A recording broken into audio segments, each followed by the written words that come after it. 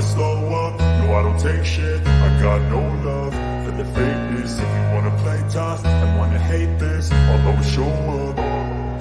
I don't ever slow up, no I don't take shit. I got no love for the fakeness. If you wanna play tough and wanna hate this, I'll always show up and make a statement. I don't ever slow up, no I don't take shit. I got no love for the fakeness. If you wanna play tough and wanna hate this, I'll always show up and make a statement. Everything I do so instinctive and so passionate. Every word I move so descriptive like an adjective. I got a vendetta against people who patented being negative when you should be getting after it.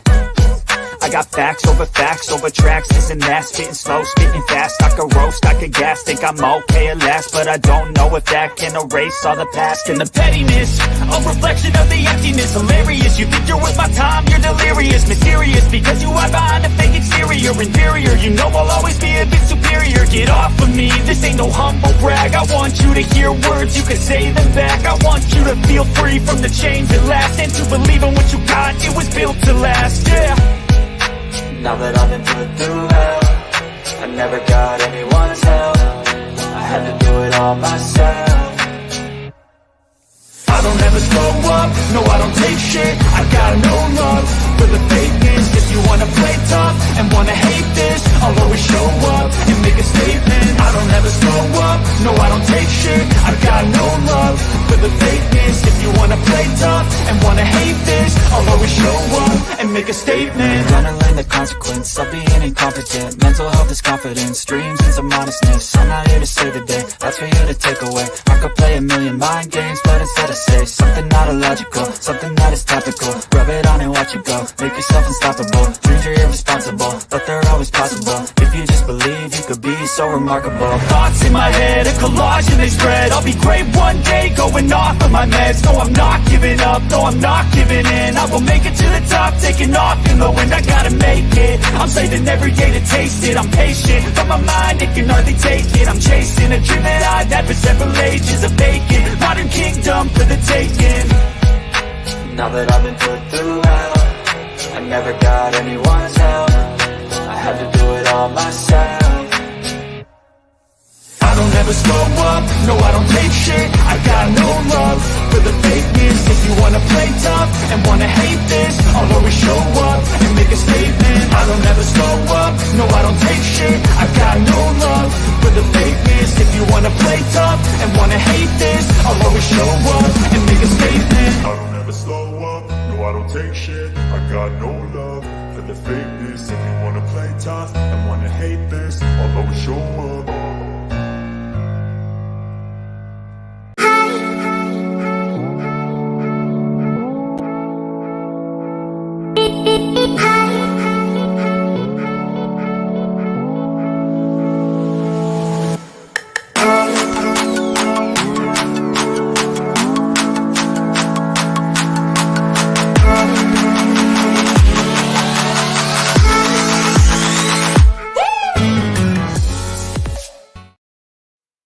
Well, it's a beautiful day. We were bored off our butt.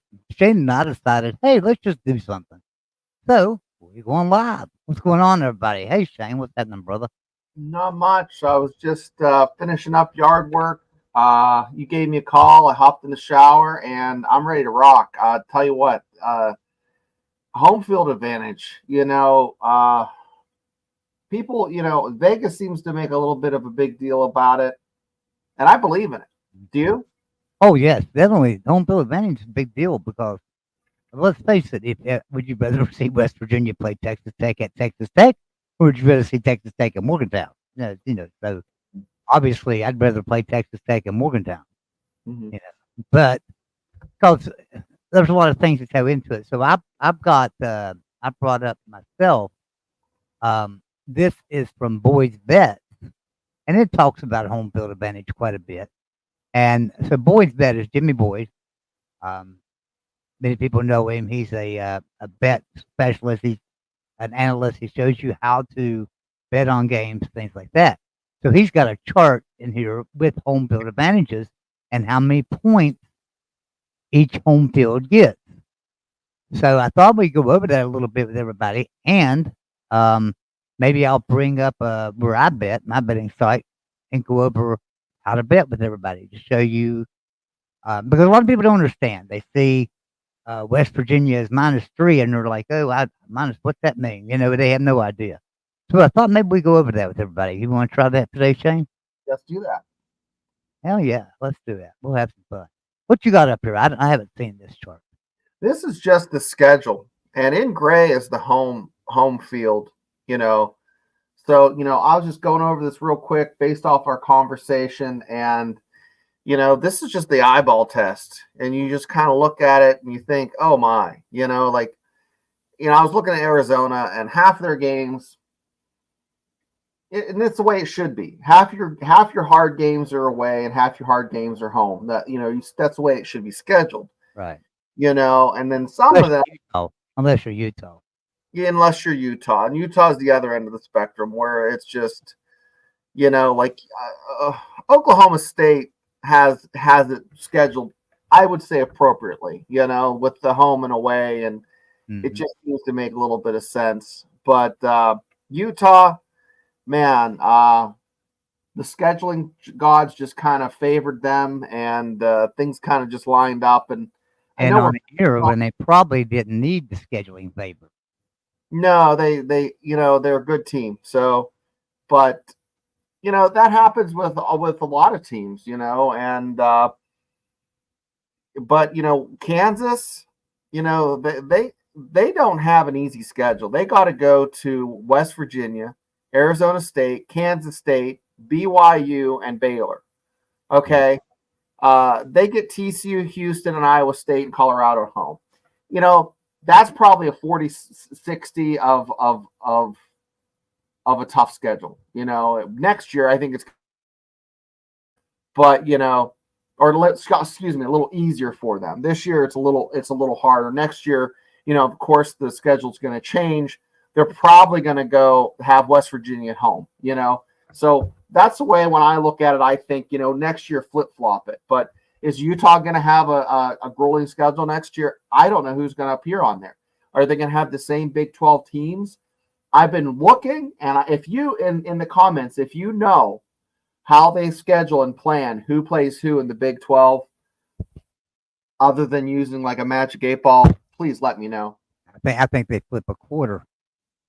I really do half the time. I mean, because some of the games I guess they all make sense because they're conference games, but at the same time, this year especially, some of them aren't making sense because some of them are not conference games, but they're playing somebody in the conference. Mm-hmm. Mm-hmm. And that's just confusing to me. I mean, it really is. Because if I'm looking at the schedule at the end of the year, and I say, oh, they beat Kansas, so if they beat Kansas, Kansas is out. But no, because Kansas wasn't a conference game, even though they beat them, it didn't count against Kansas. I mean, so it's just going to be really confusing at the end of the year, I'm afraid, for that reason right there. All right. So let me bring up, and I think I posted it. Not posted it. I think I put it right over here. Got to find it, guys. There it is. Okay. All right. So I created this today, and you can't even see that. So let me just do it this way. Let me bring it up like this. And share it. That might make it easier. Let me just find it on my thing and share it because it's going to be a lot easier for everybody to see. Just share it like this. Yeah, all right. Now let me come in here and share this. But this is going to be a lot easier to see it. Please in. Share screen.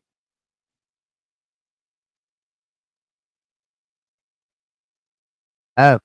So now you see that? I do. All right. So this is just what I did is I took the Irate 8. All right. Mm-hmm. And this is from Boyd. Boyd's bet. So Boyd's bet has listed everything home and away game and how much they won by since 1989. They went all the way back to 1989. So like Iowa State has won 55, lost 77, and tied 2 at home since 1989, which means they're minus 2.55 points. That's minus 2.55 points for their average loss.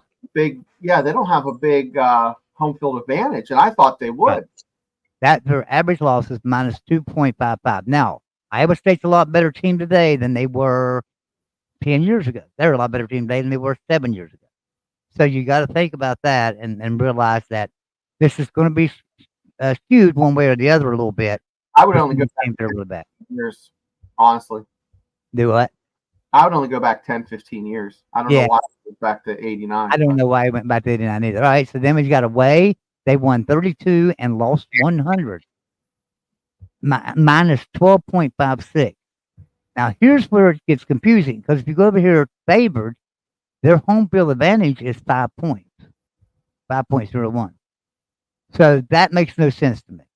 Why is it 5.01? If they average losing at home, 2.5, average losing on the road, 12.5, how do they favor to win by 5? So that made no sense to me. Then it figured it out. Well, the only way that they could do this is probably, well, Frank figured it out. I didn't figure it out. Frank figured it out. And I can't remember what he said now. But anyway, this favorite out here of 5, I think it's probably going to be like negative 5. Either it did not carry over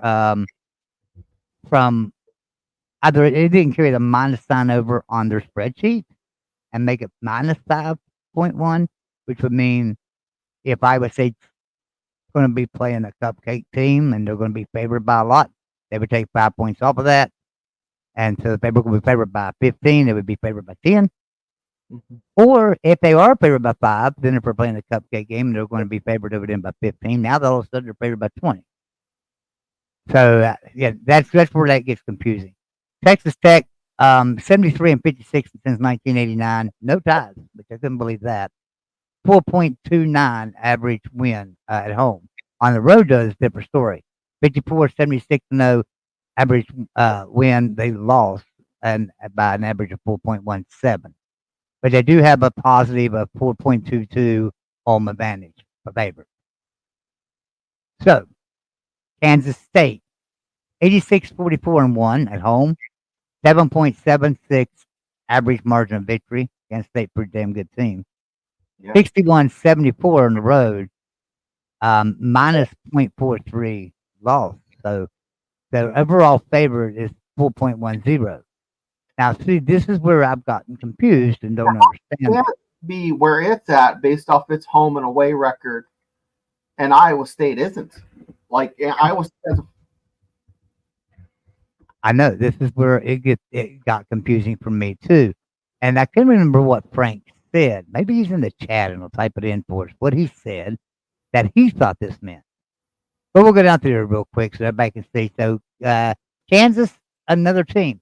Kansas was a dumpster fire for a lot of years. And then back in 2005 and 6, they started winning a little bit, and they won some games. And then they became a dumpster fire again, and they're dumpster fire all the way up until a couple of years ago. And now they're winning again. But West Virginia and TCU are tough. Yeah. But Kansas 40 and 90 at home. 140 lost 90 at home. Average of minus 11.1 points a game. 23 and 108 and 1 on the road. That's absolutely horrible. Look at that. Minus 18.86. Kansas has not been a good team at all. Then you get out here, says that they're favored 3.87 as their home field advantage, 3.8. No way. No way that's their home field advantage. Maybe it is now.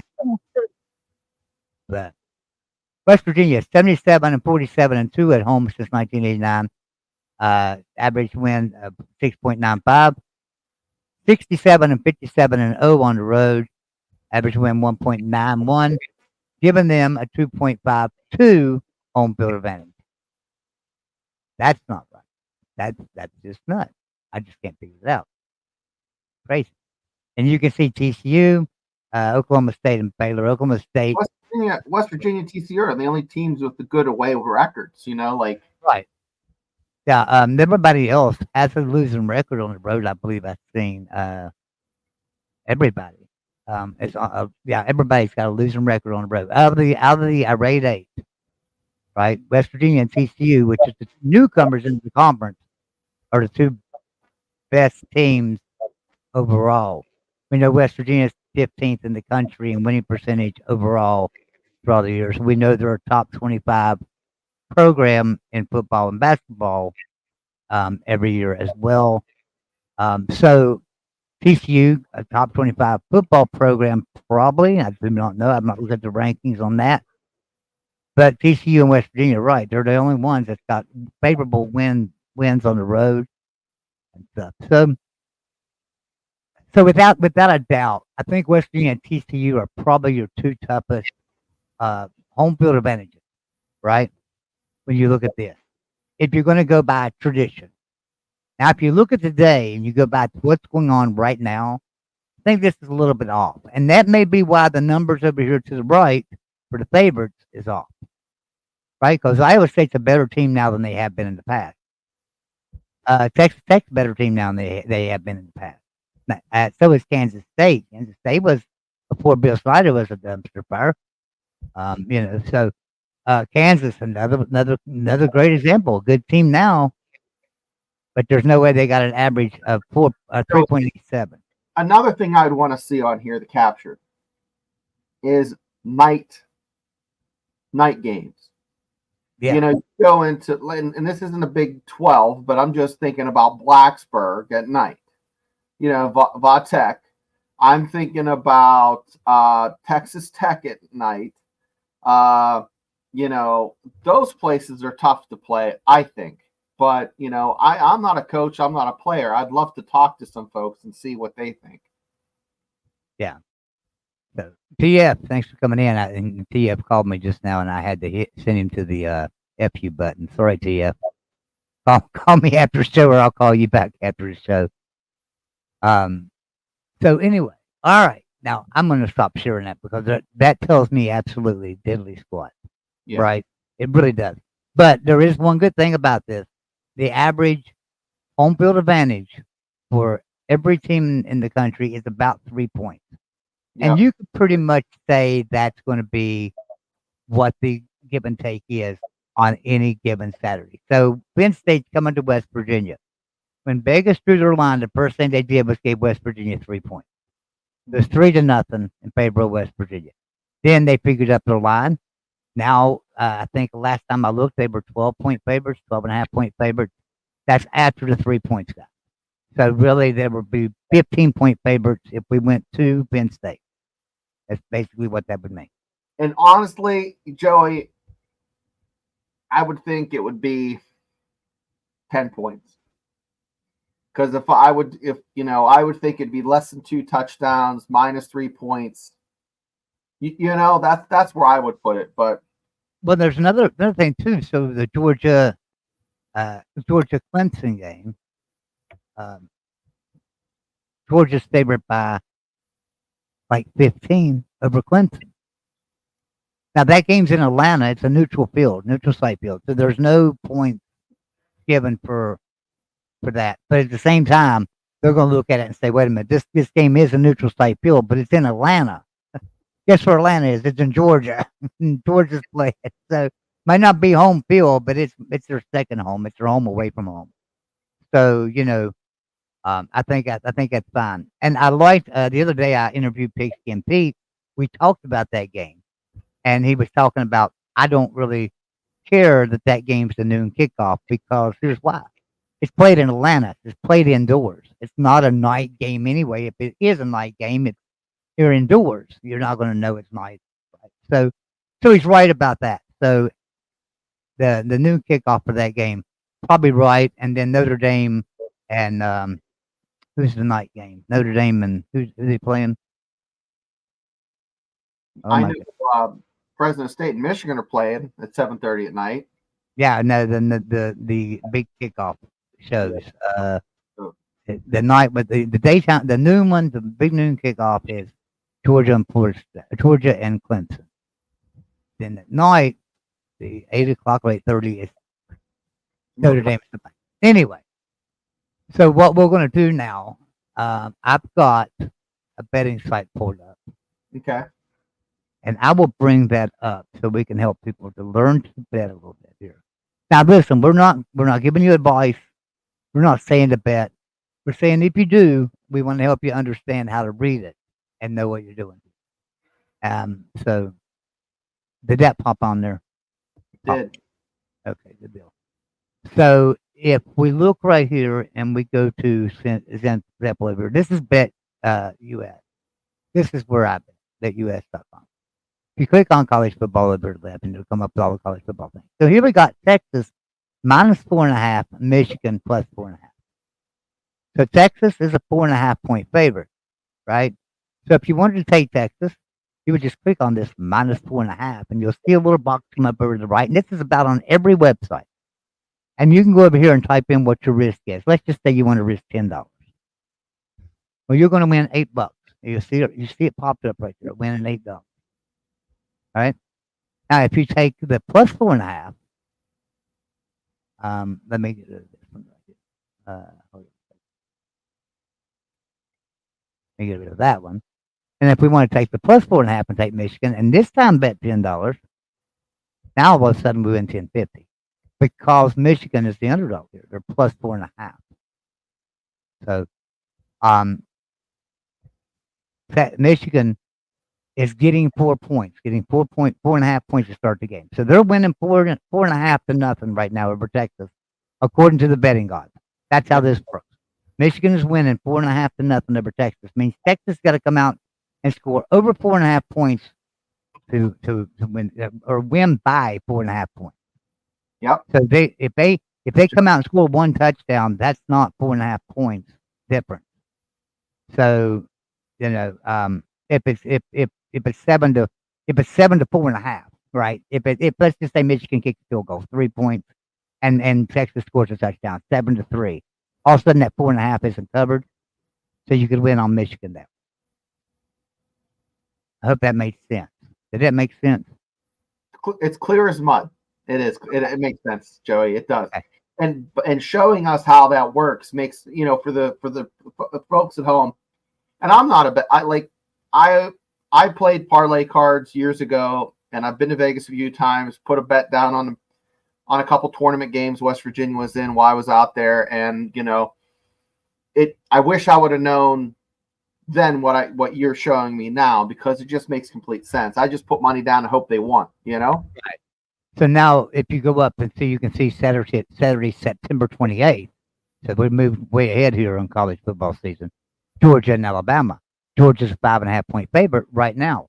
Now, here's the cool thing about this. We know Georgia's got to play Clemson first game of the year. If that game's really, really close, then you're most likely going to want to take Alabama in this game. Am I right? Of course I'm right. You would want to take Alabama in this game. So watch this line, because it's 5.5 right now.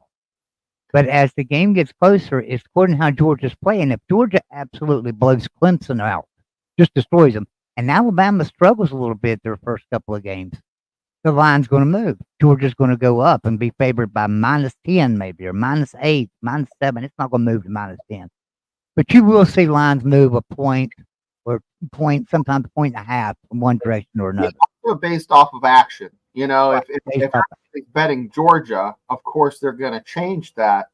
And, you see that, around the Super Bowl or bowl games, closer to the bowl game, you say, oh my gosh, it used to be 5.5, now it's 3.5. That's just because the action is changing.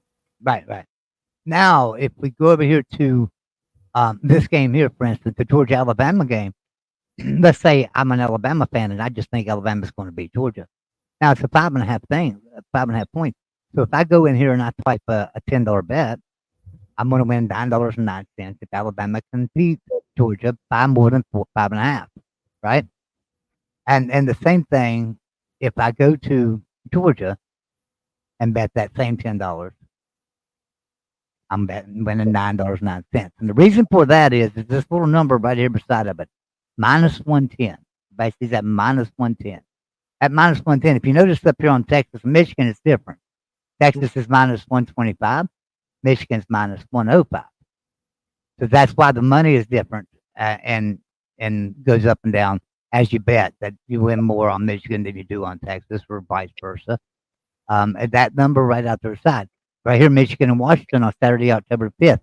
Exact same thing. Both of them are -110. So it's going to pay the same one way or another.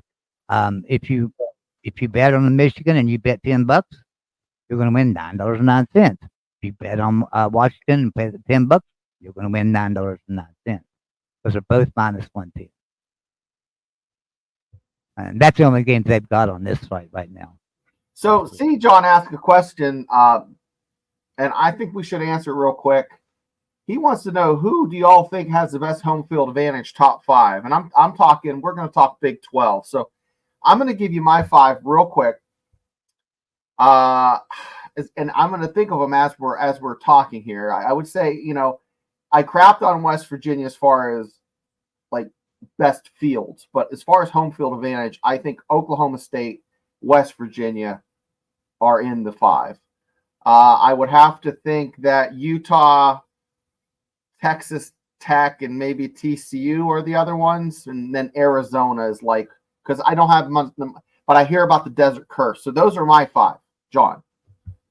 So my 5 are pretty similar. I'm going through here right now. I'm going to see what Utah. I'm looking through Utah here on this chart to see where they have Utah and what their record is since then. All right, so they are 85-47 at home with an 8.86 winning advantage, and 72-56 on the road with a 2.25 winning advantage. And they've got a 3.3 home field advantage at Utah. That's about the average. So I'm not going to say Utah is probably the best, but I think if you have to look at home field advantage, I'm with you. You have to give it to Oklahoma State here. I think Stillwater's a pretty special place. So yeah, I have to give it to Oklahoma State. That's number 1.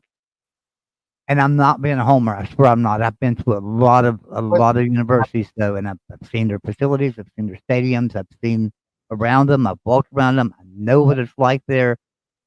I'm gonna tell you right now, Morgantown is a very, very tough place to play, without a doubt. One of the hardest. All you've got to do is look. Baylor's been number 4 in the country and had fantastic teams that had beaten TCU in 2014. They had beaten TCU, right? And TCU is a top 5 team. Then they came to Morgantown to beat a West Virginia team that was not real good. I mean, they were good, but not fantastic. They had lost to Alabama week 1. They had lost a couple of games going into that game, but yet they beat Baylor in Morgantown 34-21, I believe was the score. Baylor was number 4 in the country.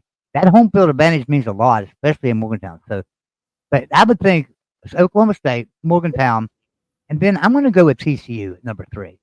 And the reason why is looking at their home field advantage on this chart. It's out of the world.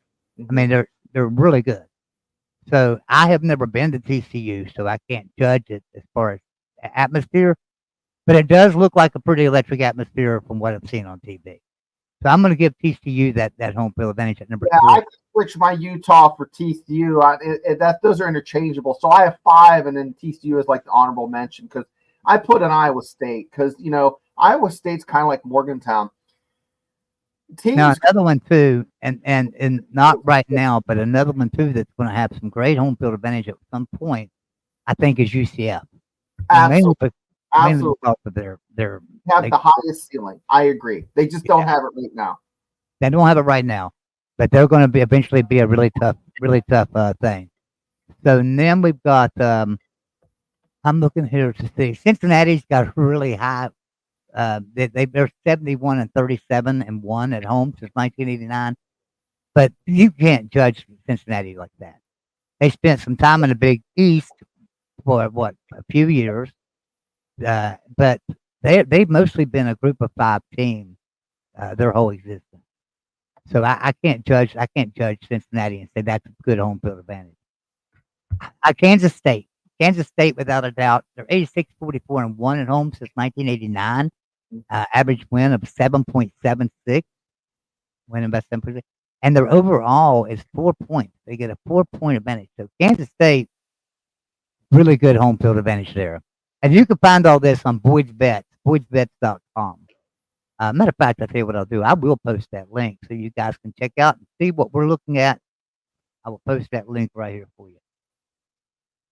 That way, everybody can look at Sean's top 5. I think those are good, solid.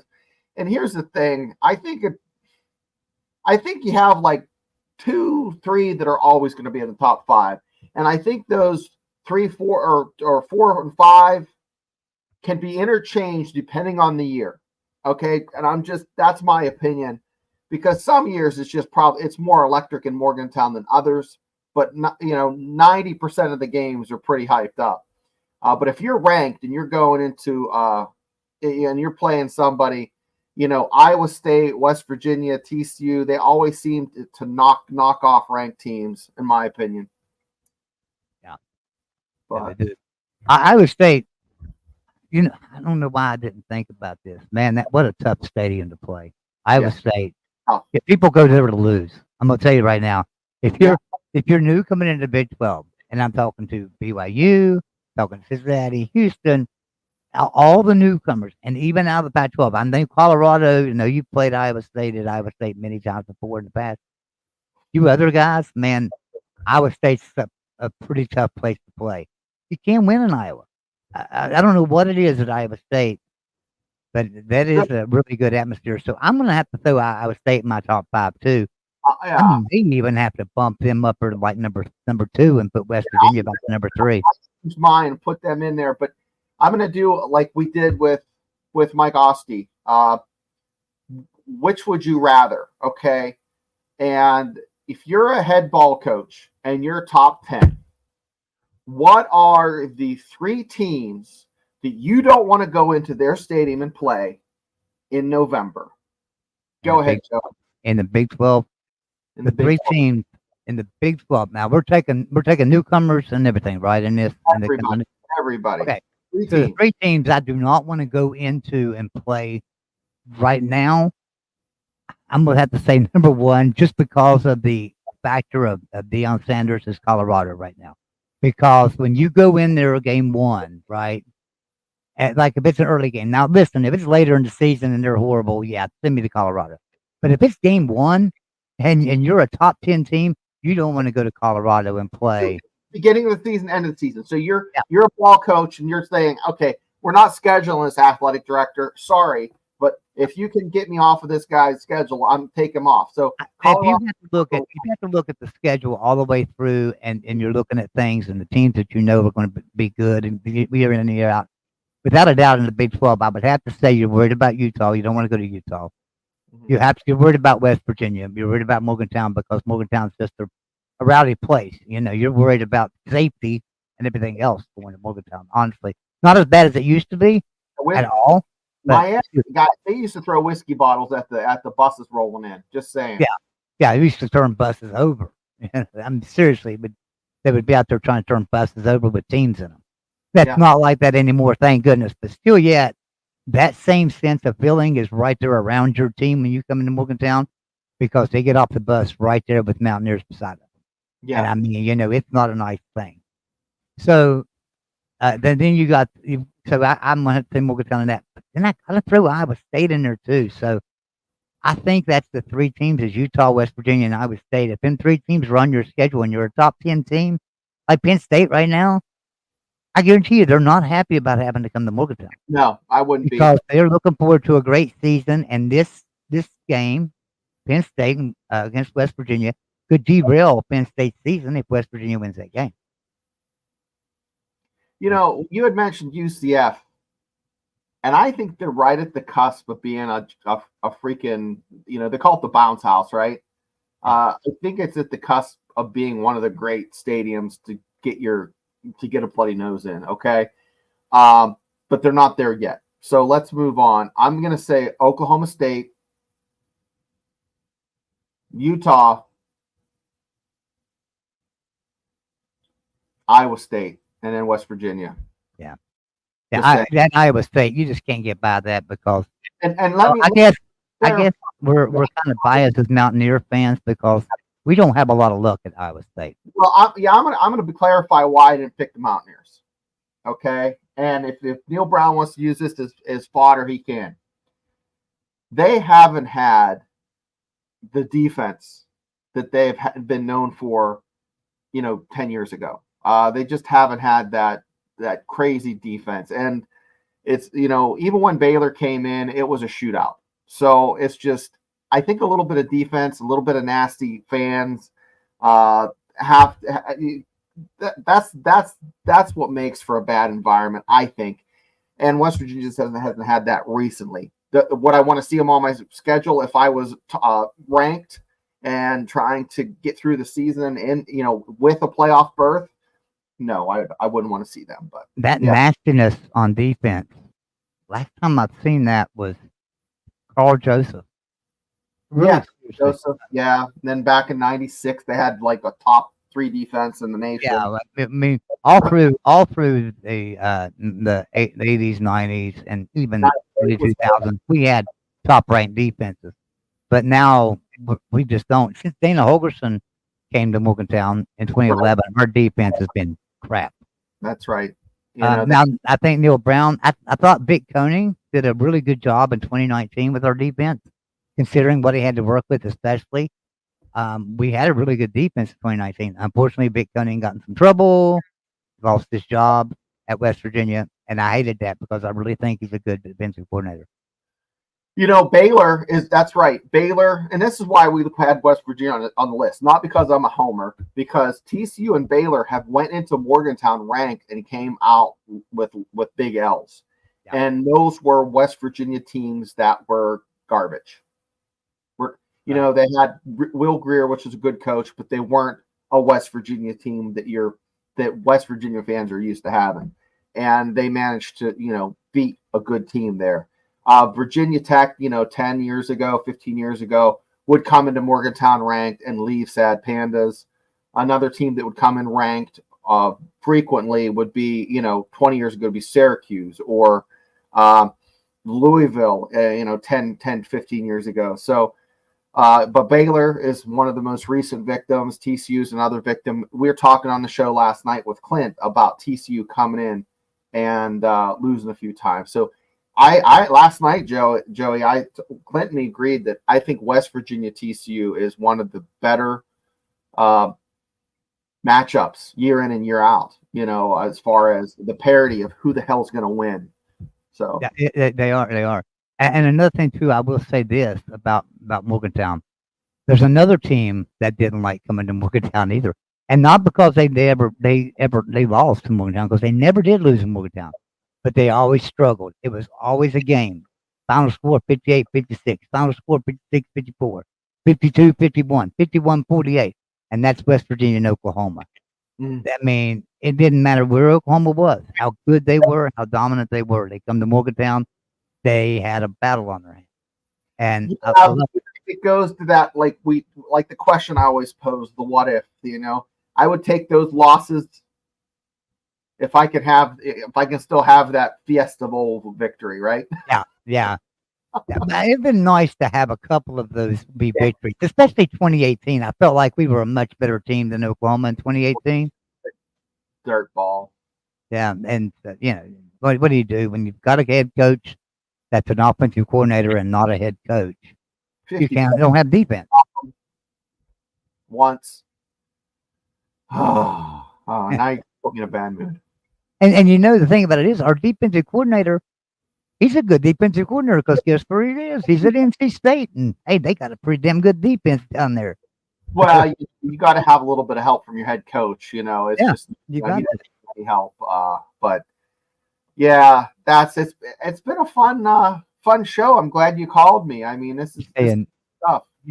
He's saying Arizona State, the desert does weird things. Just that's 2019 Oregon. That's true. The desert does do weird things. And that's why I had put guys, I hear that about Arizona State and Arizona, that it's just the desert curse. I don't know. I think Oregon always has a game where they just play like garbage, and they just it's just a Pac-12 thing. I think, also because I think there's always a few teams there that improve a lot during the season. Oregon State's a team that comes to mind, or UCLA. They have the talent, and they just never really quite get there. USC is always really good, recruits really well. But I was just looking at Colorado's transfer portal pickups, They have a 5-star, a bunch of 4 stars. If you are half a good of a coach as you say you are, prime time, you should have 9 wins. Yeah, well, that's the problem though. He's taken 53 players out of the portal just this year. 53 players. I mean, think about that. Most teams haven't taken 53 players out of the portal since the start of the portal.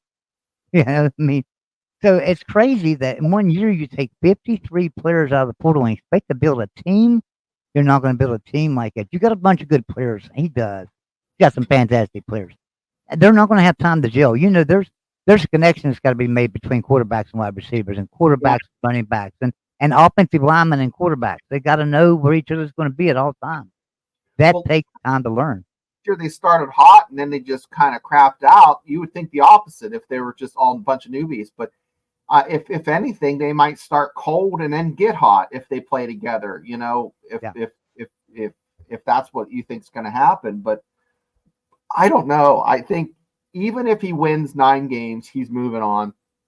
And if he wins 6 games, he's moving on. And I mean, he's either getting fired or he's getting hired. And that difference of 2 or 3 wins is the difference of him moving into the SEC or Big Ten. And I would be interested to see who would pick him up. Would a Northwestern pay the money to get him there, or Vanderbilt, Arkansas? Can you imagine Deion Sanders at Arkansas? I think if Deion leaves Colorado, in my opinion, I think it's going to be for Florida State. I don't think he would go if it wasn't Florida State. I really don't. That's just me. I like this one right here. Sports Talk with All says, "Just playing in Stillwater at night scare you guys. Scares the mortal hell out of me." Yeah, I don't want to go to Stillwater at night. I don't want to go to Stillwater in the day. I mean, just don't. It scares the hell out of me. That and Iowa State are 2 road games that, man, when I pick up that schedule. Oklahoma State are the 2 that I just want to stay the hell away from. Because, guys, listen, it's a combination for West Virginia of travel, too. Travel and a hostile environment. I mean, those things just are a recipe for getting your ass kicked. And, see, John, he is saying over and under. Oh, I just hit it again. Over and under for Colorado is 6 wins. Yeah, they're kind of sitting right where West Virginia is because they have a little bit more favorable schedule. They have to go to Nebraska, guys, for a non-conference game, and Colorado State. So Colorado State and Nebraska are tough places to visit. Colorado State's not that great. They're usually not that great, but they always play Colorado close. So, and I wouldn't want both of those games to be away games, and unfortunately they are. They have NC State at home to start off the season, and NC State is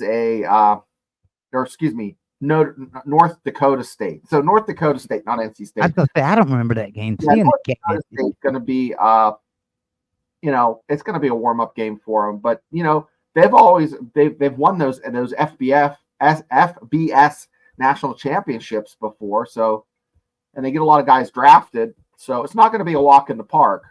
But what would happen, Joey, if Prime loses that first game? Well, like I say, if they can get the team to gel together, there might be a possibility he loses the first couple of games. He's got a lot of good players that aren't gelled together as a team, right? So they could lose the first couple of games and then gel together as a team and go on a big long winning streak. That could happen.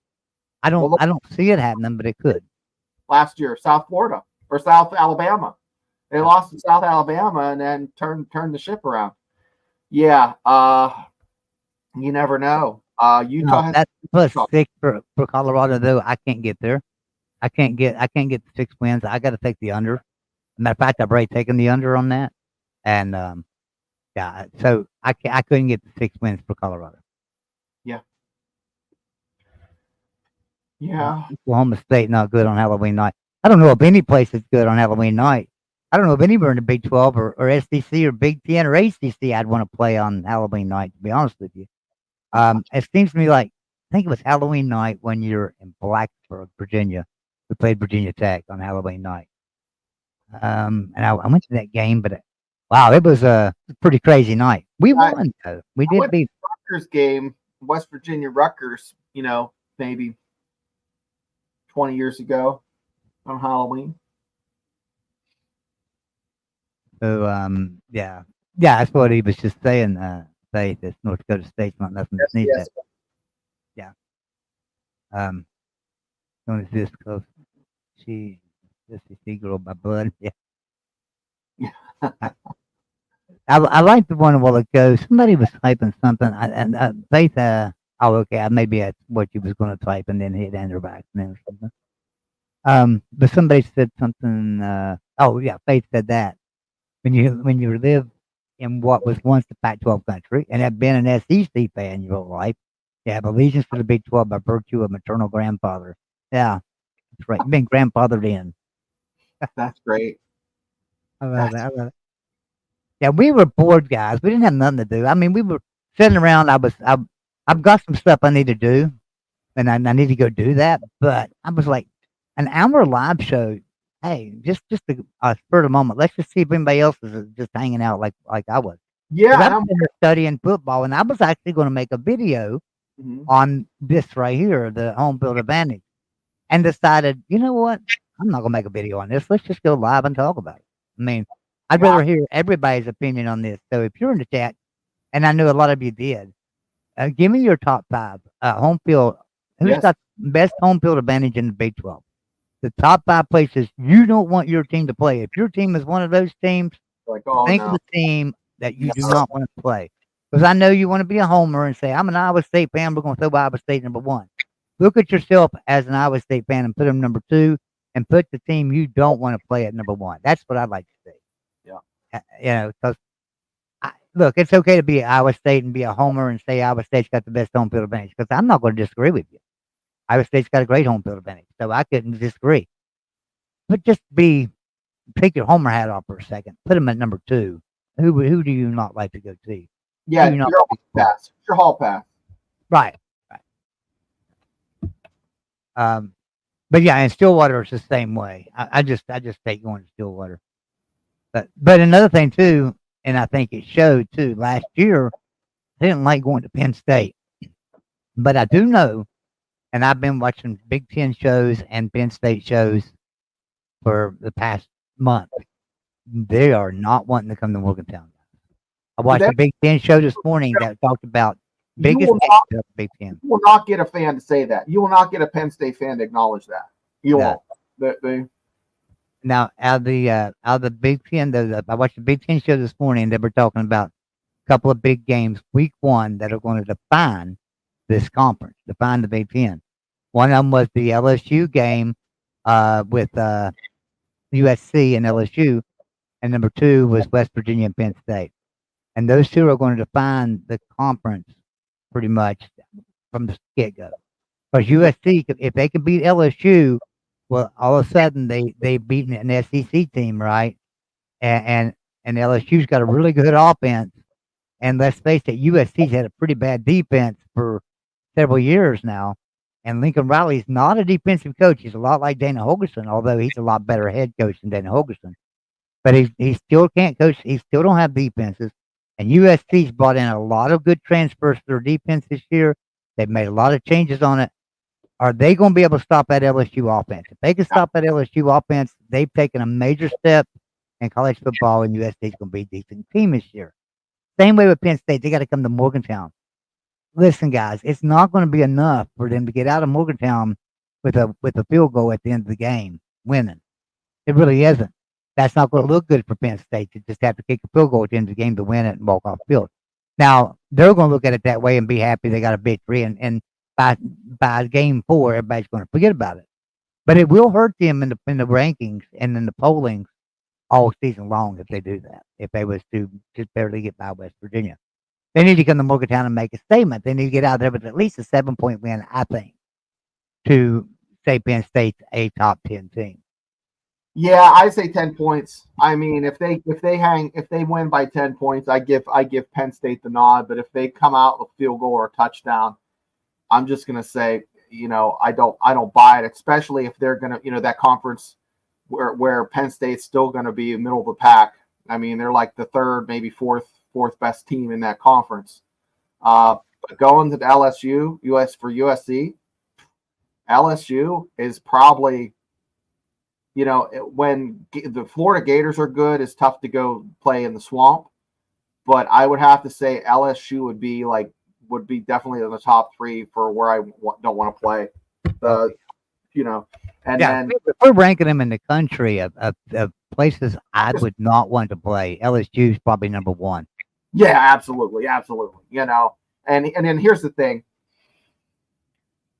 My favorite place in the world, and I'm talking Asia, Europe, to eat. And it's not New York City, it's not Chicago, it's not LA. It is in Baton Rouge. Eat your face off, gain 15 pounds in 3 days. That's the place to do it. Fans are fantastic. When LSU fans came up and tailgated in Morgantown a few years back, they were class act. And when you're down there, they treat you like your family. And if you're probably in the SEC, not so much. But but if you're playing ball, not so much. You don't want to go down there and play.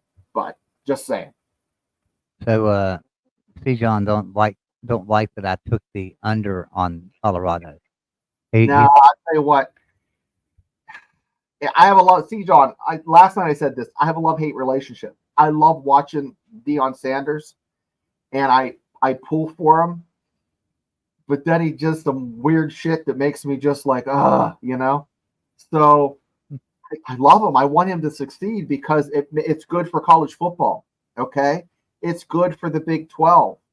But when he does something, what is that picture? But when he just, when they treat people like garbage, it just makes me feel bad. And I understand it's a business, but Fong Wei, go Big 12. I love the Big 12. Slap around a Big 10 or SEC. Wonder if OU flag that Baker Mayfield planted that OU flag. Remember that? Oh, that was funny. Yeah, that's good. You see the meme of Ronald McDonald and Wendy's having a baby? I'll have to send you that on Facebook. Oh, I have to see that. No, I've not seen that. I'll be right back. Go ahead and keep talking to him. I'll be right back. But guys, C. John did not like the over/under. I'll tell you what. Like I said, if he gets 6 wins, they're probably gonna 5 wins. They're gonna get rid of Deion. If he has more than say 7 or 8 wins, I think he's moving to another team. I think some team's gonna offer him, just write a check and tell him to come on to Arkansas, or can you imagine him at Arkansas? The Razorbacks were good in the 60s, guys. They were legitimately a powerhouse in the 60s. And for them to, and the fan base is just they're guys, I say it batshit crazy, and they are. And they're starved for a good season. Joey, what I was saying is Arkansas starved for 8-9 wins, okay? Those fans would just go absolutely through the roof if they got like a Deion Sanders. Where's another school? Vanderbilt would never get Deion. But what about like Northwestern? Like that's kind of like, or Rutgers or somebody like Maryland getting Deion Sanders. I mean, I could see it, but I think he'd fit better in SEC, honestly. I just feel like, I don't know. I just feel like he is trying to win at Colorado. If he can win at Colorado, he might prove he could win about anywhere, right? I mean, not saying that Colorado's that bad of a program. Colorado's a great program, right? They got plenty of money and they get plenty of good talent out there. What I'm saying is Deion needs to prove he can do it. I don't mean Colorado needs to prove they can do it because Colorado can. It's not a Colorado thing. It's the fact that if he wins 8 games, he's going to be making some money. Okay, guys, because they have to play Colorado State, Arizona, they have Cincinnati, then they have a bye, and then they have to go to Texas Tech, and then they finish up with Oklahoma State at home. So that's so right there. So say they lose to Oklahoma State, I lose to Kansas, they finish up with 2, and then Utah. So the last 4 games are 3 out of 4 of those are losses. Texas Tech, Utah at home, at Kansas, Oklahoma State at home. Not to mention, middle of the season, they have UCF or Baylor, UCF, and Kansas State. They have Nebraska on the schedule too. They don't have an easy schedule, guys. They don't. That is it. The only thing worse than having Texas Tech, Utah, Kansas, and Oklahoma State is at least they mix it up with home and away. I went ahead and dropped the link. If you guys want to come in and hang out with us a little bit, I don't know how long Shane can stay, but I'm in a hurry. If you guys want to hang out, I mean, we don't have to even just talk football. You can come in here, let's just talk. For a second, I'll pop right back on. Okay. Just come on in here and we can just sit and hang out and talk. Trevin Pools, you still around? Are you listening? Come on in, Trevin Pools. Hang out with me a little bit. Let's have some fun. Hey, we might even play a game if you guys want to. But anybody would like to come in and hang out with us, come on in here. There's the link.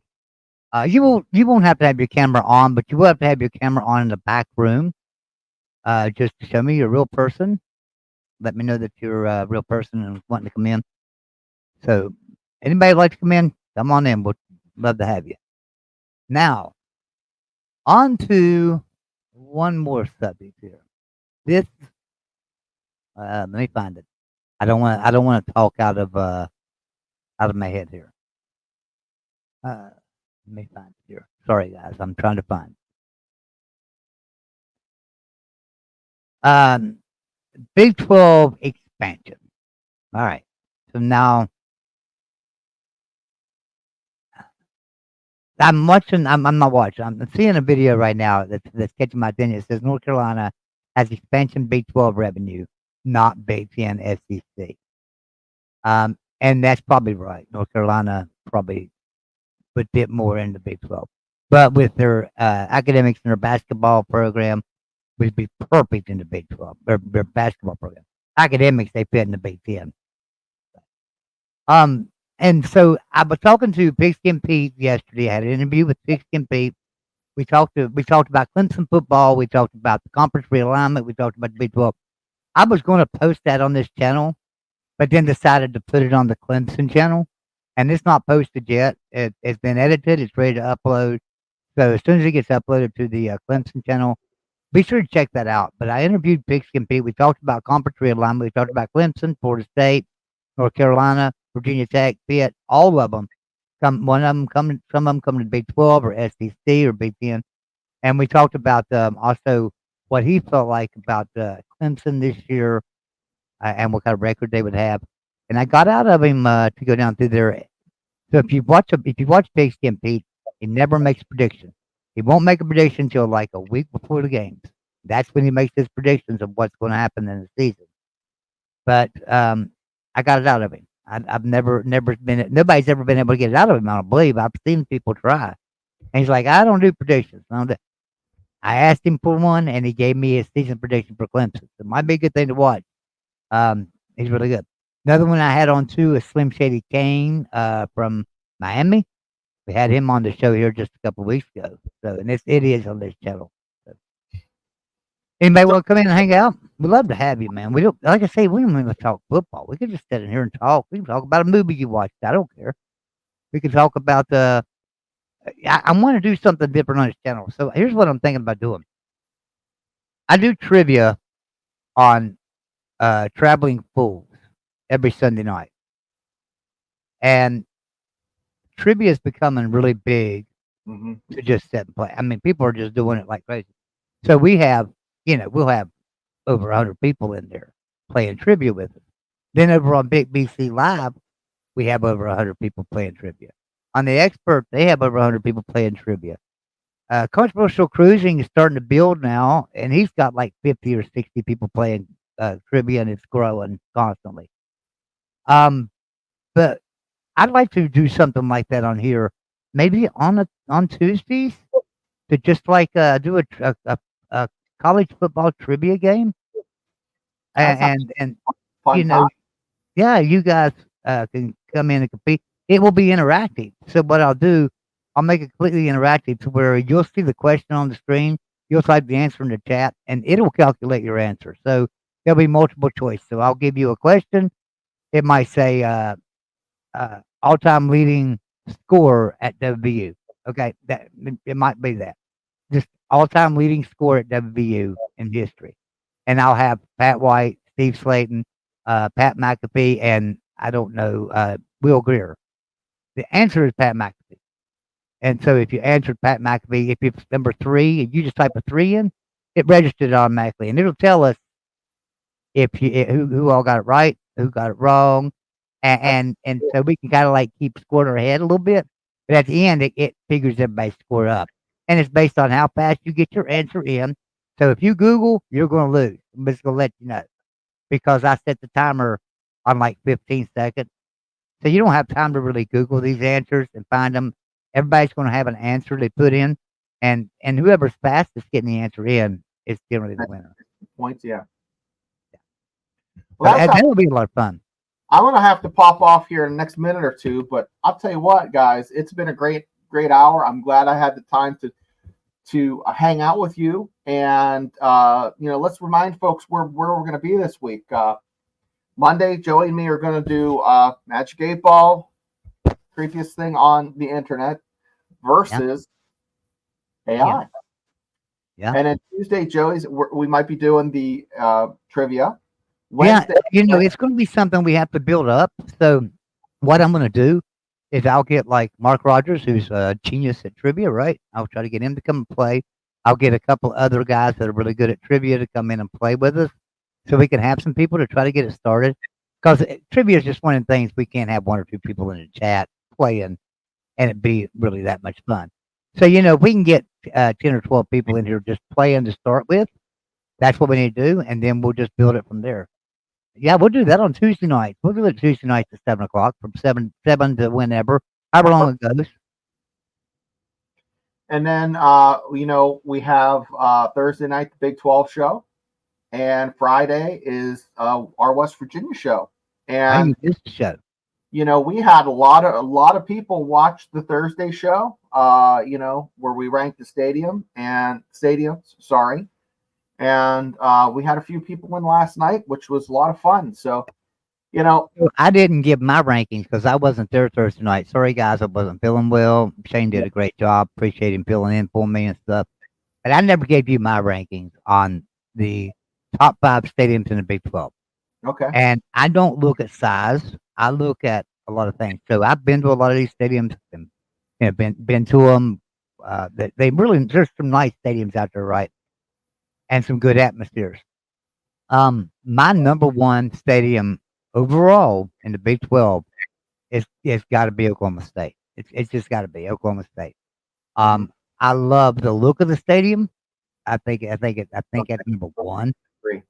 I think it's gorgeous. It's a gorgeous stadium. Number 2, the atmosphere of the stadium, how they pack the stadium out, the rowdiness of the fans, how crazy they are.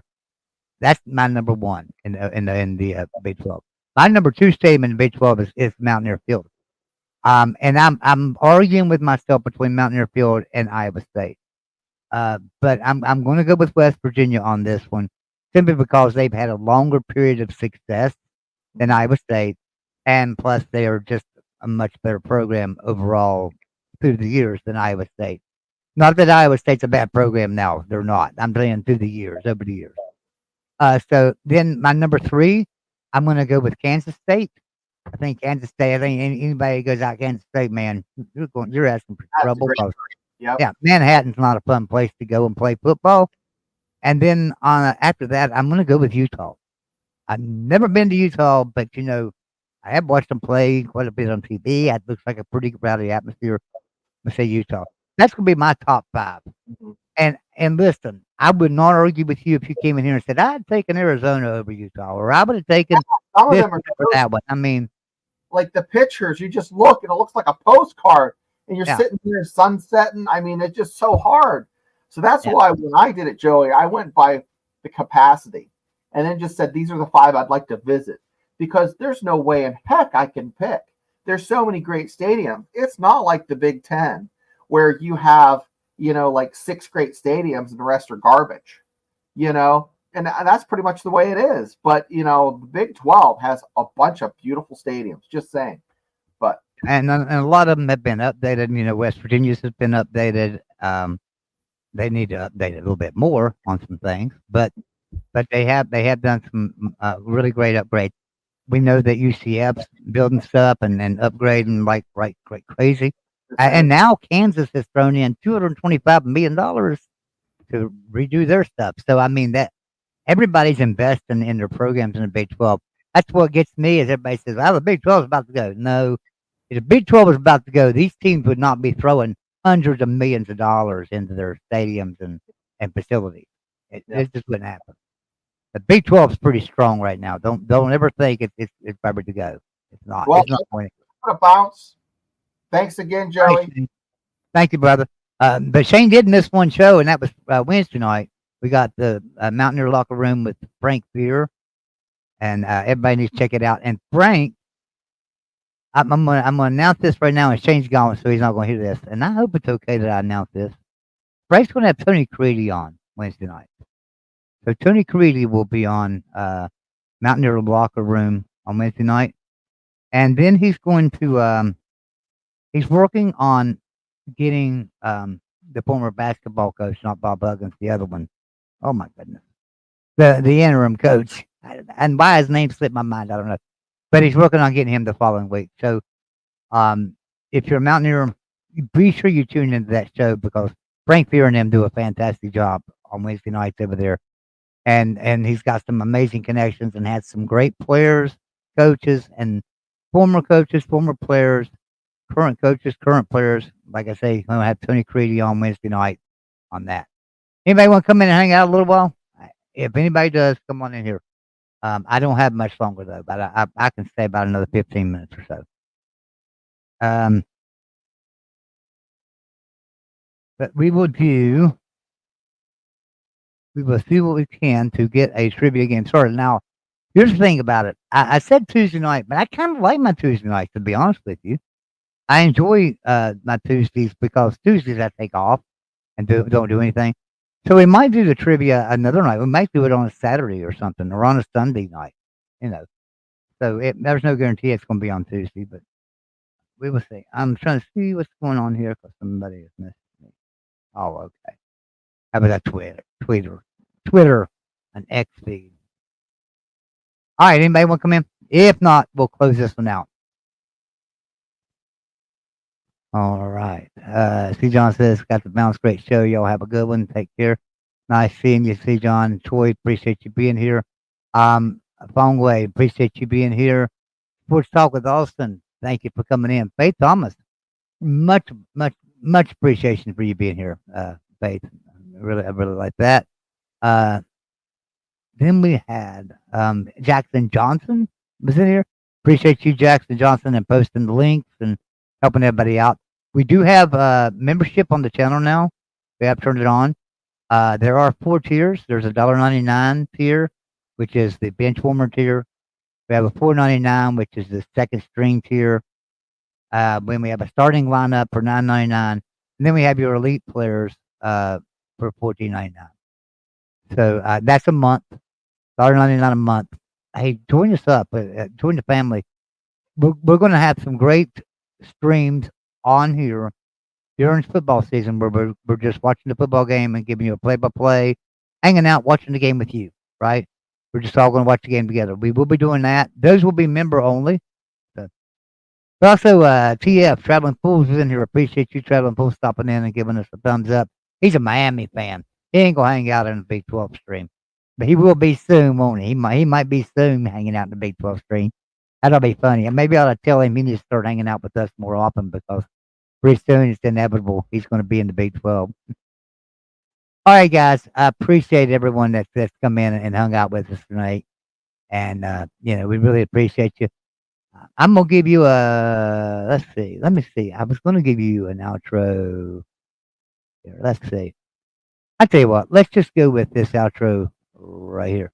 Y'all have a good night. And we'll see you next time. I don't ever slow up, no I don't take shit. I got no love for the fakeness. If you wanna play tough and wanna hate this, I'll always show up. I don't ever slow up, no I don't take shit. I got no love for the fakeness. If you wanna play tough and wanna hate this, I'll always show up and make a statement. I don't ever slow up, no I don't take shit. I got no love for the fakeness. If you wanna play tough and wanna hate this, I'll always show up and make a statement. Everything I do so instinctive and so passionate. Every word I move so descriptive like an adjective. I got a vendetta against people who patented being negative when you should be getting after it.